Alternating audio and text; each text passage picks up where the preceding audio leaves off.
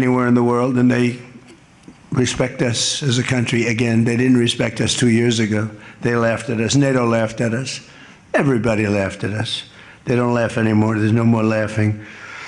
This year we invested a record $1 trillion in our armed forces, and we're going to be asking for $1.5 trillion coming up. We have the money being spent on the best equipment anywhere in the world. In the working session this morning, we discussed the progress other members are making toward the 5% target, and they're making great progress. Many of these countries are very rich, by the way. We don't have to feel sorry for them. But it doesn't mean they're properly protected. There's a big difference. Some have truly answered the call, and others are making big changes and will be answering the call. I think I can say in all cases they're going to be answering the call. And we'll be taking in over $1 trillion a year toward defense. And that's a tremendous amount of money. It's a big up. They were at 2%. They were actually at 1%. I got them to 2%. Then I wanted to get them to 5%. And we got up to 5% the last time. And they're, just again, if you could have seen the respect and the love in the room, and it's love really for the country, for our country. I don't want to say me, because you'll say, oh, he's so conceited. He's such a conceited person. But they do. I mean, they like the job I'm doing. They said, sir, we love you. These are grown people saying that. Isn't that nice? Maybe, I don't know, maybe they're trying to get to me. And in the way they did, because there was tremendous unity in that room. And I urge all nations to accelerate their plans to get the benchmark as quickly as possible. The benchmark is going to be that 5% number. That's the number it should have been for years. As a result of the commitment we achieved last year, defense spending of other NATO members surged by more than almost $150 billion in 2025, and much of that money is being spent on American-made equipment. They all want American-made equipment. We're pushing very hard to have the defense companies, and they're great. We make the best equipment, the Patriots and the Tomahawks, and everything we have is considered to be the best. Not by me, it's everybody wants it. I wish we made it faster, because we could sell as much as we could make. And as you know, I had Lockheed and every one of the companies, all of the companies, which are Raytheon as an example, Boeing. So many of those great companies are now building plants. They had big plants, but they were using them 24/7. I said, that's not the way to do it. You have to build more plants. You don't have to just go overtime. No tax on overtime, remember that, please? No tax on overtime. Those people are happy. But they were doing literally 24 hours to get the Tomahawks done and the Patriots done and all of the other defensive and offensive equipment done. It's the most sought after equipment in the world. You saw that with Venezuela, where they had a lot of great equipment. It wasn't ours, and it didn't work. Our equipment works, but we have to produce it faster for other countries. For everybody, including ourselves, we have to produce it faster. So we think within a year and a half max, we'll be, instead of waiting for a year or 2 years, we'll be having it on a 2-week wait, maybe a 1-week wait. That's what I want. And it'll do really well. A lot of people are, just waiting. They're waiting. They want to get this defensive equipment, maybe in particular the defensive equipment, but offensive and defense. As much of that money is being spent on American-made equipment. That's the money that the European and Canada are spending, European countries mostly, and Canada. And they're spending that with the United States, largely. And it's American-made, made in the USA, as we say. Weapons, munitions, supporting thousands of American jobs. This will increase. We have the highest number of jobs. Right now, we have the most people working in the United States that we've ever had in the history of our country. We have the biggest investment ever made, $19.2 trillion. That's 6 times more than we've ever had. Think of it, 6 times more. And what did that were tariffs. Without the tariffs, I think we would have done fine, like at about 2 or 3.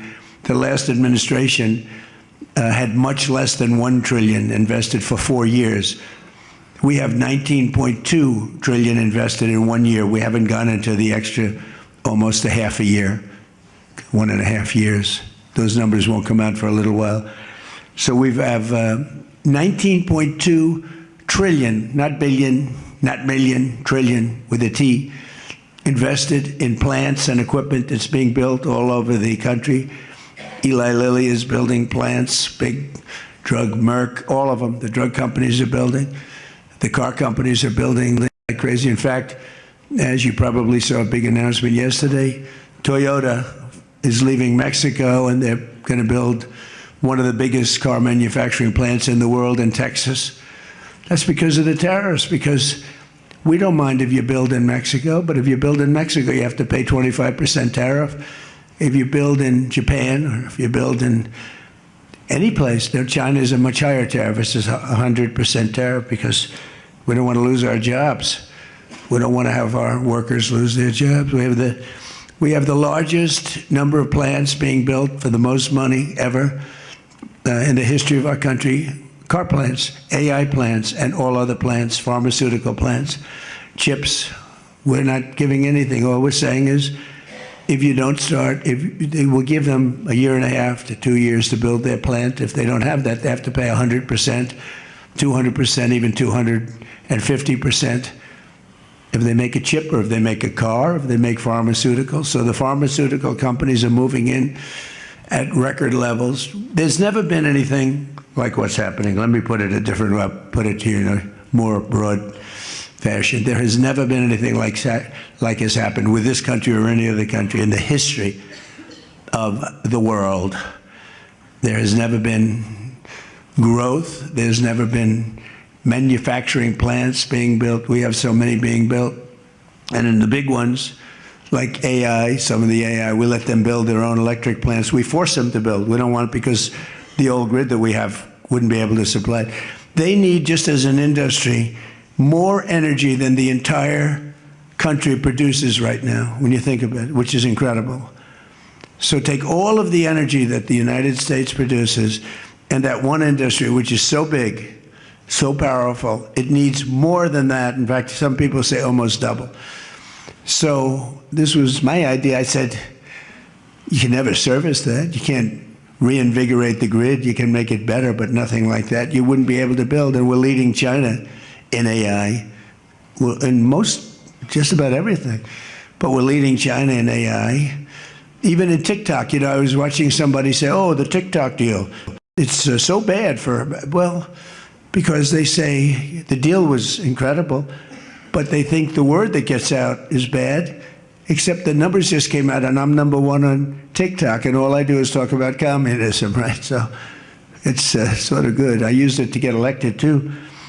But, you have to get your word out. But the numbers came out just a little while ago, and I was #1, some ridiculous number. I never heard of numbers like that, but #1.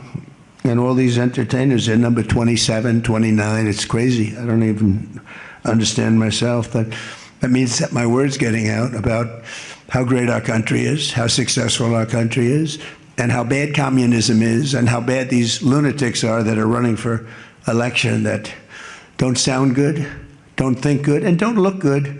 I don't see any looker. I don't see anybody with the look. You need the look, I guess. You need something, but they don't have it. And I think they'll fade fast. And it's not social democrats. This is not a social democrat. These are communists that are running. And they don't want God. They don't want successful things to happen for our country. They don't want to have a successful country. I think they're sort of crazy. As European nations rebuild their militaries, American equipment will be the largest beneficiary. The defense companies are going to be making most of that equipment. They want the American equipment because it works better. It's not a question of anything else. We make the best equipment in the world. And to that end, I provided other leaders with an update on the steps we're taking to rapidly scale up production in the United States. And they wanted to hear that because they don't really want to get it in 4 years, 5 years. They want to get it like in a week. And we'll actually be at a point like that in the not too distant future. with the plants that are being built. The defense plants, it's incredible. Lockheed is building, I think, 5. Some of them are building 3, 4, or 5, and they're big ones. It's going to quadruple the output we have with the munitions and the basic equipment itself, whether it's a Patriot or Tomahawk missile or any of the missiles that we make many missiles, different types, for different occasions. And just today at the summit, we announced $3 billion of new defense investments with U.S. companies. And Lockheed Martin will establish a world-class Patriot missile sustainment facility, a big deal in Europe. They're given a tremendous incentive by Europe to do that. All goes to the benefit of us and Europe because they're getting the best equipment. Northrop Grumman is moving forward with the sale of advanced American drone technology. We're actually the leader in drone tech. A lot of people don't know that. We have the most sophisticated drones in the world. And we're a real, I guess we're the leader, but we'll soon be the leader by many times over.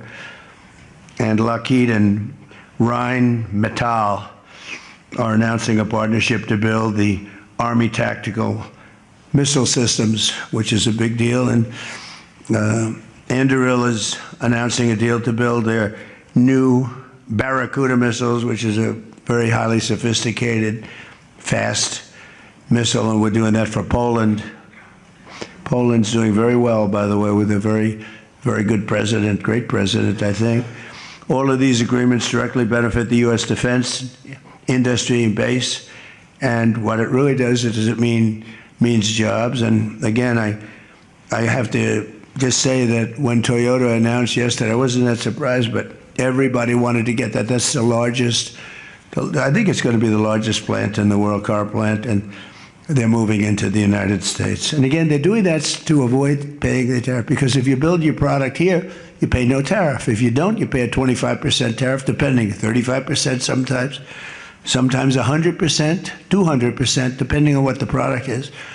As an example, we're doing great on steel because we charge tariffs. So now all of a sudden the steel industry, which was absolutely dead a few years ago, I revived it in my first term, pretty good. And then they blew it in the Biden term.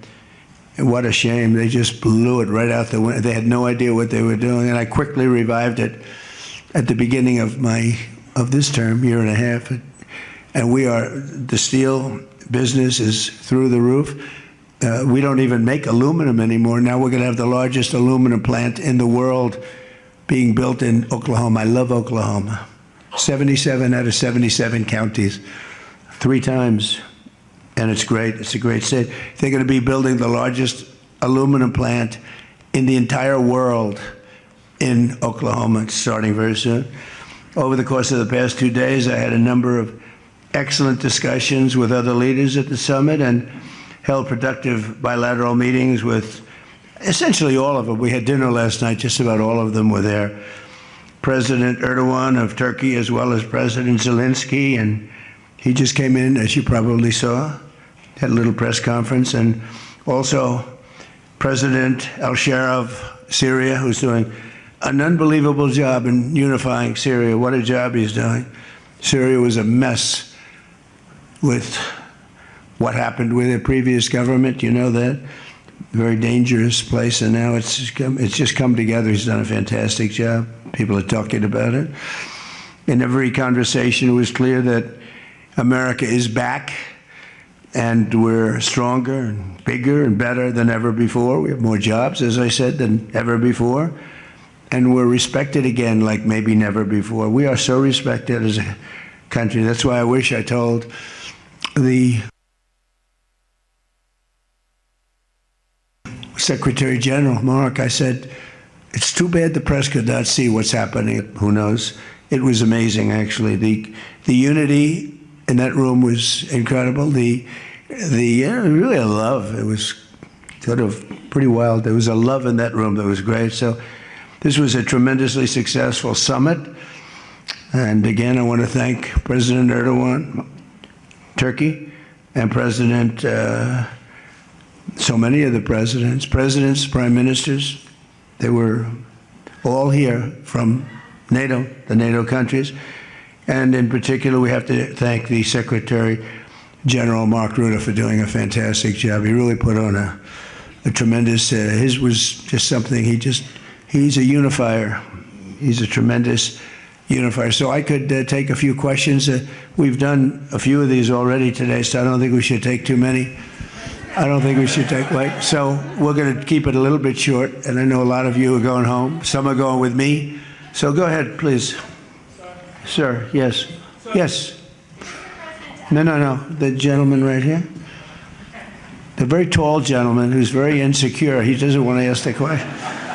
He's a handsome guy, but he's very insecure. Go ahead. Do you want to shout it out? Give him a mic. How about giving him a mic? He shouted out. Mr. President, your operation in Venezuela has been lauded as a military success, and yet the Iran war seems to be a strategic dead end for you. Why are you apparently unable to end the Iran war? So I think we're doing just the opposite. The Iran war has been a tremendous military success. And, you know, I can only answer the question by saying they're not going to have a nuclear weapon. I think I was there for one reason, that Iran cannot have a nuclear weapon. I call it, we denuclearize Iran, and that's happened. They will never have a nuclear weapon. That stuff is so far down under a mountain. It's a granite mountain that collapsed on top of it. Take months to get it out. I think it's a tremendous success, Iran. And you see the oil prices are lower than they were when I started. And people like to say that, but look, they have no military left. Their Air Force is gone. As I said, their ships are gone. 159 ships are gone. They're at the bottom of the sea. Their radar is gone. Everything's gone. So when you say not a success, it's a tremendous success. The fake news likes to say how well they're doing. They're doing terribly. They have 350% inflation. When the war started, they had like 6%, 5%. They want to make a deal, but they don't know how to make a deal, and then they go around shooting ships at night. I don't like that. You know, they're dealing with very fine people. They're dealing with Steve Witkoff. They're dealing with Jared Kushner and J.D. Vance, and they're dealing with Marco and Scott. They're dealing with great people, but I don't know. I think they're a little loco. They're a little crazy. But they told us they'd like to go to the funeral of a person who was killed a lot of people. Khomeini killed a lot of people over the years, and there for a long time. Don't forget, what we did should have been done 47 years ago. It could have been done any time within 40. This has gone on for, they were the bully of the Middle East. So they're a much different country. Now, in one day, all of their anti-aircraft things are gone. That doesn't mean they're not going to get a plane at some point. But all of it's gone. Everything's gone. Their leaders are gone. They had leaders, they're gone. And they had another set of leaders, they're gone. Now they have another set of leaders, they may be gone. Who knows? And you know what? I may be gone too, because I'm their number one target. It's out all over the place. I'm their number one, because they're scum. That's the way they act. And that's the way they've done it for 47 years. But I'm doing what's right for the country. I'm doing really what's right for the world. They have to be stopped. And they've killed thousands, hundreds of thousands of people.